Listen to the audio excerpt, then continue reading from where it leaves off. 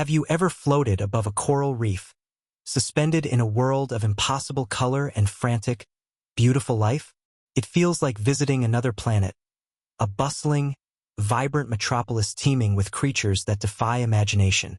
For generations, these underwater cities have been the heart of our oceans, cradles of biodiversity that pulsed with an energy you could almost feel in the water. We saw them as eternal, as timeless monuments to nature's artistry, standing resilient against the endless blue. But what happens when the very water that gives life turns against it? What if this paradise we took for granted was just a fleeting dream, and we are awakening to the nightmare? The truth is, a slow, silent poison is seeping into our oceans. With every ton of carbon we pump into the sky, the chemistry of the sea is changing, becoming more acidic. It's a subtle shift, invisible to the naked eye, but for the delicate architects of the reef, it's a death sentence. The acidification dissolves the very building blocks they need to construct their intricate calcium carbonate homes, making their skeletons weaker and more brittle. Web 6. Imagine trying to build a house while the bricks crumble in your hands. This is the struggle corals now face every single day, a battle for existence against an enemy they cannot see or fight. This unseen assault is amplified by a more visible killer: heat. As global temperatures climb, the oceans absorb the excess warmth, pushing corals past their breaking point. Web 5. In response to this thermal stress, they perform a final, desperate act. They expel the vibrant, life-giving algae living within their tissues. Web 2. This is what we call coral bleaching, but that gentle name betrays the horror of the event. It is not a cleansing, it is a starvation. The corals lose their primary food source, their color, and their life, leaving behind nothing but bone-white skeletons, ghosts haunting their own graveyards. Web 1. Today, if you were to visit many of these same reefs, you would not find a city, but a necropolis. The silence is the first thing that hits you. The cheerful chaos of fish and snapping shrimp has been replaced by an oppressive, watery hush. Vast stretches of the seabed are now boneyards, stark white skeletons reaching up like pleading hands from a lost world. Web 1. These are not just dead corals. They are the tombstones of entire ecosystems, marking the loss of habitats that supported thousands of species. It is an eerie, heartbreaking landscape, a monument to an extinction happening right before our eyes. But nature is not a system that tolerates a vacuum. It is a relentless force of adaptation, and where one form of life perishes, another is always waiting to take its place. What if the death of the reefs as we knew them wasn't an ending, but a horrifying new beginning? The conditions that killed the corals, the acidic, oxygen-poor, and unervingly warm water, are the very same conditions that other, more ancient forms of life have been thriving in for eons. For them, this isn't a catastrophe. It's an opportunity. The stage is being cleared for a new monarch. While the surface world mourns the loss of color and complexity, something is stirring in the abyssal plains, the deep, dark trenches far from the sun's reach. Down in the crushing pressure and eternal night live organisms that we barely understand, life forms that consider poison to be oxygen and thrive in chemistry we would consider hellish. These are the sleeper species, the forgotten evolutionary experiments that time left behind. They have been patiently waiting in the shadows, biding their time through ice ages and epochs, perfectly adapted for a world we are accidentally creating. Scientists are now seeing the first signs.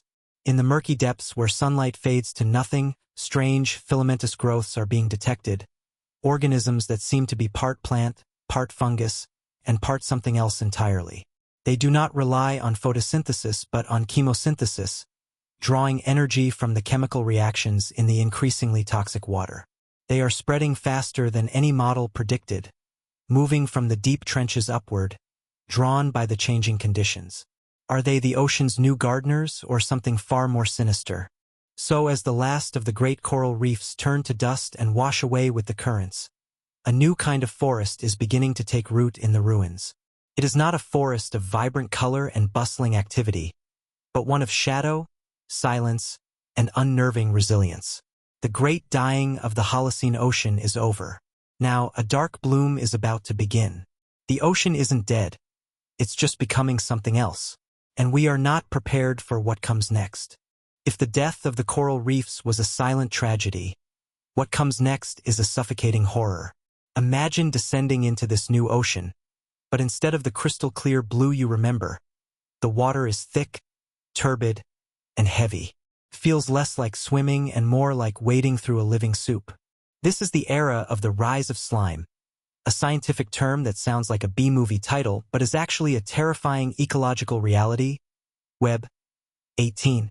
As the water warms and sours with acid, the delicate balance of the past is wiped away, replaced by a chaotic explosion of primitive life that chokes out everything else. The ocean floor, once a mosaic of sand and stone, is now blanketed in thick, gelatinous mats of microbial sludge. These aren't plants. They are vast colonies of bacteria and toxic algae that thrive on the decay of the old world. Web 10. They coat every rock, every dead coral skeleton, sealing the seabed in a layer of grime that suffocates any creature trying to burrow or hide. It's a landscape of rot, a monochromatic wasteland where the only color comes from the sickly greens and browns of the slime itself. Can you smell the sulfur? In this low-oxygen world, the very water reeks of stagnation. But the real nightmare isn't on the bottom. It's floating right above your head. Look up and you won't see the sun. Instead, the surface is crowded with billions of pulsating shadows. These are the new kings of the ocean, jellyfish. While fish skeletons dissolve in the acidic water, jellyfish are thriving, their populations exploding in what scientists call blooms that can stretch for miles. Web 12, Web 13. But these aren't the jellyfish you know. Evolution, pushed into overdrive by the harsh conditions, has forged a new, terrifying alliance. Meet the jelly moss. In a stroke of dark genius, these giant jellyfish have bonded with parasitic algae, creating a symbiotic abomination that doesn't just hunt, it farms. The algae live inside the jellyfish's translucent bell, soaking up the harsh sunlight and feeding their host from the inside out. Web 13. In return, the jellyfish provides mobility and protection, drifting near the surface in dense, impenetrable clouds. Together, they form a living ceiling, a gelatinous forest canopy that blocks out the light for everything below. Swimming beneath them feels like being trapped in a biological twilight. The light that filters through their bodies is dim and greenish, casting eerie, moving shadows on the slime-covered floor. There is no sound here, no clicks of communication, no rush of predators. Only the slow, rhythmic whoosh-whoosh of millions of pulsing bells. It is a world of silence and slow motion, where time seems to have thickened along with the water. You are swimming in a grave that is still breathing. And make no mistake, this water is weaponized. The algae blooms release toxins that burn the gills of the few remaining fish, leaving them gasping for air in an ocean that has none. Web 14. The jellyfish, too, have become more potent. Their stinging cells, once just for defense, are now hypercharged by the acidic chemistry, turning their trailing tentacles into drift nets of agony. Web 12. To enter this forest is to navigate a minefield of venom and slime, where a single brush against a tentacle could mean the end. This is the slime forest, a dominance of the primitive, the toxic, and the brainless. It is a regression, a biological step backward to a time before complex life ruled the seas. It is a world where intelligence is a liability and resilience is the only currency that matters. But nature abhors a stalemate. While the surface world has become a sluggish, drifting nightmare, the darkness below is getting hungry. Underneath this suffocating ceiling, where the light of the sun has been forgotten, the plants that remain are changing. They can no longer rely on the sun to feed them. They are starving in the dark, and starvation drives evolution to terrifying new places. The slime and the jelly are content to drift, but down in the shadows, something is learning to hunt. The darkness is about to wake up. Leaving the suffocating jelly canopy behind, we descend further into the twilight zone of this new ocean. Here, the sun is nothing more than a memory, a faint, bruised purple haze far above. In this eternal gloom, photosynthesis, The engine that powered life on Earth for billions of years is failing. The old rules of biology are being rewritten in the dark. You might expect a wasteland here, a desert of gray silt and silence. But as your eyes adjust to the crushing gloom, you see shapes rising from the seabed. They look like kelp, tall and swaying, but there is something wrong with the way they move. This is the domain of the strangler kelp, a nightmare of evolution born from starvation. In a world without light, plants had two choices: die or find a new way to eat. These massive vines have chosen the latter. They have abandoned the green chlorophyll that once fed them, turning a deep, bruised violet to absorb the scant chemical energy of the deep web. 20. But that isn't enough to sustain their massive bulk. To survive here, they have become something else entirely. They have become hunters. Drift closer, and you'll see that their fronds aren't leaves at all. They are muscular, articulate tendrils, covered in thousands of tiny, hair-like sensors. These aren't for catching sunlight. They are for feeling vibration. In the utter stillness of the deep, every movement sends a ripple through the water. A fish fin flickering, a crab scuttling. The strangler kelp stands motionless, a silent sentinel in the dark, listening with its skin for the heartbeat of its prey. It is a patient killer, waiting for the ocean to bring dinner to its doorstep. But patience alone doesn't fill a stomach in the abyss. To draw prey into its lethal embrace, the kelp has developed a lure that is as beautiful as it is deadly. Along its central stalk, faint, rhythmic pulses of light begin to glow. But this isn't the cool blue bioluminescence we know from today's deep sea. This light is a deep, blood-red web. 27. In the physics of the ocean, red light is usually invisible, disappearing after a few meters. But here, in the close quarters of the kelp forest, it acts as a hypnotic beacon, a red glow that signals warmth and blood to the desperate scavengers of the deep. Watch as a haggard scavenger fish, blind and starving, picks up the scent of the light. It swims closer, drawn to the pulsing red vein in the darkness, thinking it has found a meal. It brushes against a hanging vine, just a gentle graze. Instantly, the forest wakes up. The reaction is faster than a blink. The kelp doesn't sway. It snaps. The vine whips around the fish, constricting with the strength of a python. There is a brief, violent thrashing that churns the silt, and then stillness. The horror of the strangler kelp isn't just that it eats meat. It's how it eats. Once the prey is crushed, the vine doesn't swallow it whole.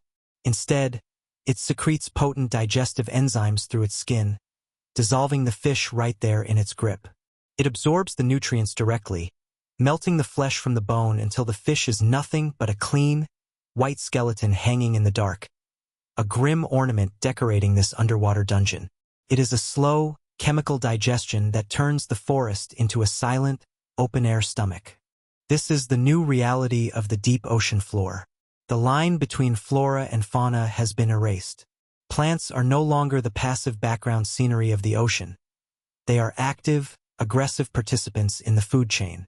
They have evolved eyes that do not see, mouths that do not open, and a hunger that never ends. Standing among them, you realize that in this future world, nothing is safe, not even the trees. But as terrifying as these stationary traps are, they are at least predictable. You can avoid a trap if you know where it is. You can map the danger zones and stay away. But what happens when the forest decides it no longer needs to wait? What happens when the trees pull up their roots and come looking for you? Because just a few miles away, in the shifting shallows, the plants have learned to walk. If the stationary killers of the deep are a nightmare, the shallow waters hold a terror that refuses to sit still. We ascend now, moving away from the eternal dark and toward the coastline, or what's left of it. In this future world, sea levels are not just rising. They are erratic, swallowing islands and retreating in unpredictable cycles. For a tree, this is a death sentence. You cannot put down roots if the ground beneath you turns to ocean overnight. So, the mangroves of the future have done the impossible. They have decided to walk. Meet the nomad mangrove. At first glance, it looks like the twisted, salt-encrusted trees we know today. But watch the roots. They aren't buried deep in the mud. They are perched on top of it, thick, muscular, and arched like the legs of a giant spider. These roots have evolved to be semi-autonomous, capable of slow, deliberate movement. When the tide rises too high or the soil becomes too poor, the tree doesn't drown. It lifts a root, groaning with the weight of wet wood, and takes a step, then another. It is a migration of the immobile, a slow-motion stampede of wood and leaf. Imagine standing on a beach at dusk. The horizon is dotted with these silhouette shapes, standing still against the dying light. You go to sleep, the sound of the waves lulling you into a false sense of security. But when you wake up, the horizon is empty. You look behind you, and there they are, hundreds of them, standing silently just yards from your camp, their twisted roots dripping with seawater. They moved while you slept, a silent legion that marched out of the ocean to encircle the higher ground. The forest didn't grow here. It arrived. This mobility has birthed a terrifying new behavior, aggressive territorialism. These trees are no longer passive competitors for sunlight. They are active combatants. When two nomad mangroves meet, they don't just shade each other out. They brawl. Their roots entwine in a slow, crushing wrestling match that can last for weeks, splintering wood and snapping limbs until the weaker tree is toppled into the surf to rot. It is a war of attrition fought in super slow motion, a brutal, silent violence that turns the coastline into a graveyard of broken timber. But the horror goes deeper. As they walk, these mangroves stir up the sediment, releasing clouds of ancient, trapped carbon and methane, further poisoning the atmosphere. They are engines of their own destruction, terraforming the world into a swamp that suits them perfectly. They are not just surviving the apocalypse. They are actively landscaping it. And in their wake, they leave the crushed zone, swaths of beach where nothing lives, pulverized by the relentless march of 1,000 tons of moving wood. There is something deeply unsettling about a plant that acts like an animal. It triggers a primal fear in the human brain, an uncanny valley of biology where the rules we understand no longer apply. We are used to running from predators with teeth and claws, beasts that roar and chase. But how do you run from a predator that looks like a tree? How do you fight an enemy that moves only when you aren't looking, inching closer with the inevitability of a glacier? The shallows have become a chaotic battlefield of walking wood and shifting tides, a place where the land and sea are locked in a violent, fluid dance. The nomad mangroves are the infantry of this new world, claiming the edges of the continents for the ocean. But while the coastlines are being consumed by these wandering giants, the true monsters, the ones that make even the walking trees look small, are stirring in the deepest, darkest pits of the planet. Far beyond the reach of the nomad mangroves, down where the pressure can crush a submarine like a soda can, the oldest and largest organisms on Earth are waking up. They have fed on the rain of death from the surface for centuries, growing fat and strange in the isolation. Now, as the ocean chemistry shifts in their favor, they are ready to reveal themselves. The giants are not coming. They have been here all along. While the coastlines are being consumed by the restless march of the mangrove armies, the true rulers of this new Earth are waking up where no sunlight has ever reached.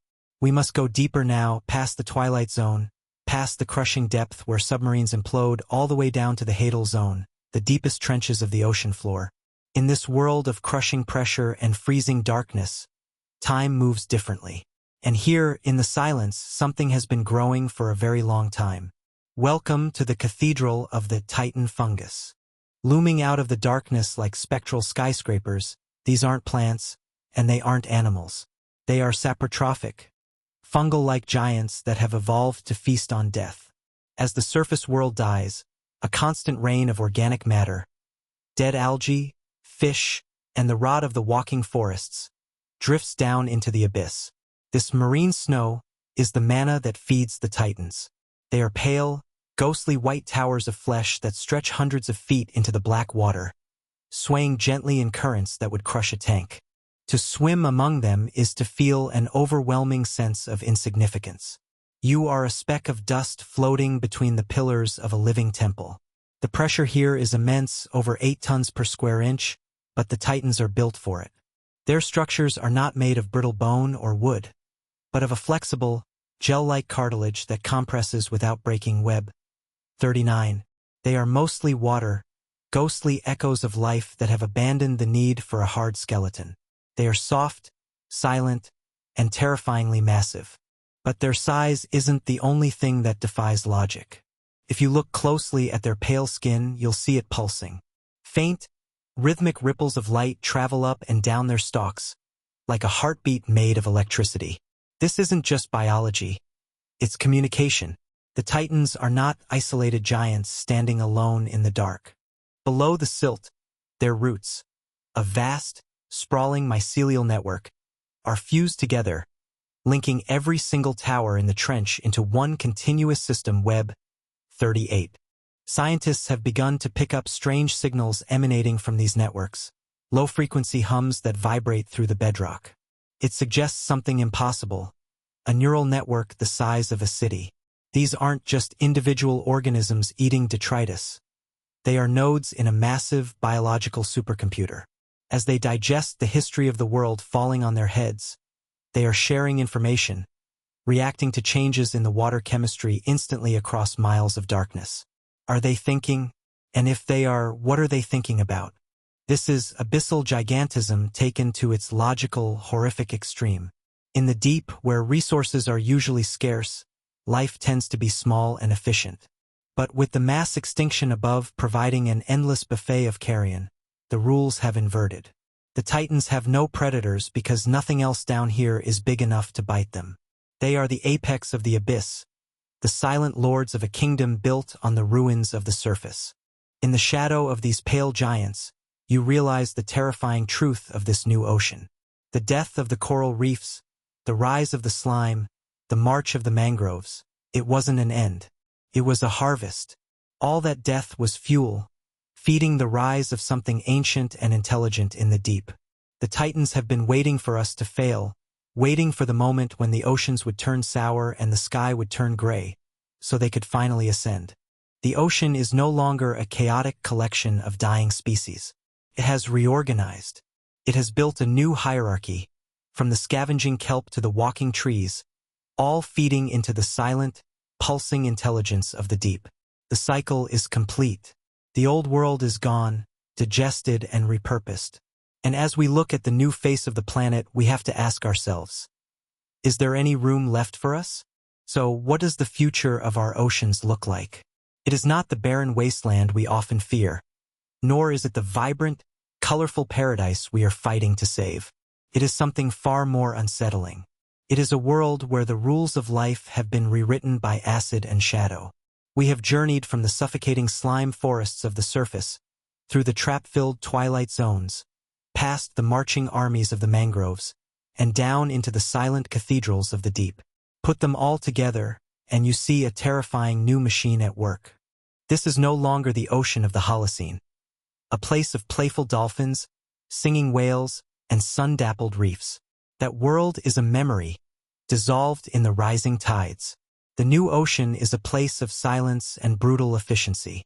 It is a dark, viscous world where plants hunt, trees walk, and fungi think. It is an ecosystem designed not for beauty, but for survival in a chemical hell. It is a planet that has turned hostile, breeding monsters to cope with the mess we left behind. But look closely at this nightmare, and you will see a strange, dark harmony. The slime feeds the jellyfish feed the strangler kelp, the rot of the kelp feeds the walking mangroves, and the death of it all rains down to feed the titan fungi in the deep web. 46. Energy still flows. Life still cycles. It just does so in the dark, fueled by decomposition rather than the sun. The red glow of the predatory plants and the pale pulse of the deep-sea giants are the new lights of this world, signaling a hunger that never ends. And where are we in this new order? We are no longer the masters of the blue. We are the intruders, the aliens looking in on a world that has evolved beyond us. The ocean has closed its doors.